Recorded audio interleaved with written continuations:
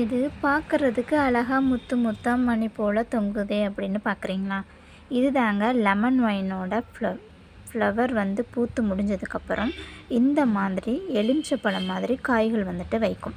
இந்த காய்கள் வந்துட்டு பார்த்திங்கன்னா நல்லா எல்லோஸாக மாறி பழமாக மாறும். அந்த பழத்தை வந்துட்டு நம்ம சாப்பிட்றதுக்கு பயன்படுத்தலாம் அப்படின்னு சொல்கிறாங்க. ஆனால் இதுவரையும் நம்ம பார்த்தது கிடையாது. ஸோ இனி வந்துட்டு நம்மளுக்கு இந்த பழம் பழுத்தது அப்படின்னா இதை நம்ம டேஸ்ட் பண்ணி பார்க்கலாம். இது ஒரிஜினலாகவே நல்ல ஒரு பழம் தருமா அப்படின்றதையும் நம்ம வந்து பார்க்கலாம். ஸோ இன்னுமே வந்து அது பெருசாகணும். பார்த்திங்கன்னா இப்போ தான் அது ரொம்ப குட்டி சைஸாக வச்சுருக்காங்க. இது காயை பாருங்களேன். அந்த காயிலே வந்துட்டு அந்த இலைகள் வச்சுருக்க அந்த அமைப்பு பாருங்கள், பார்க்குறதுக்கு ரொம்ப அழகாக இருக்குது. ரொம்ப மினியாக ரொம்ப அழகாக க்யூட்டாக இருக்காங்க.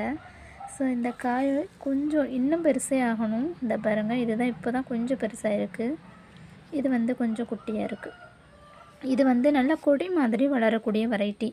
அடுத்து வந்து ஃப்ளவர் வைக்க ஆரம்பிச்சிருக்குங்க. இப்படி தான் ஃப்ளவர் வந்து வைக்கும். அந்த ஃப்ளவர் வைக்கிற அந்த இடத்த மட்டும் நீங்கள் பார்த்தீங்க அப்படின்னா ரொம்ப அழகாக இருக்காங்க. ஒரு 5 இலைகள் 6 இதழ்களோடு சேர்ந்து அந்த முட்டுகள் வந்துட்டு வைக்கும். அதுக்கப்புறமா அது வந்து பூவாக மாறி இந்த மாதிரி காய்களையும் கனிகளையும் வந்துட்டு நம்மளுக்கு தருகிறது. ஸோ இந்த மாதிரி லெமன் ஒயின் பிளான் வந்து நீங்களும் வச்சு வாங்கி ட்ரை பண்ணி பாருங்கள். ஸோ அந்த ஃப்ளவர் பார்த்தீங்க அப்படின்னா பூக்கும்போதே ரொம்ப அழகாகவும் அற்புதமாகவும் இருக்கும். அதோட கொடி வந்து எங்கே வரைக்கும் போயிருக்கு அப்படின்னு பாருங்கள்.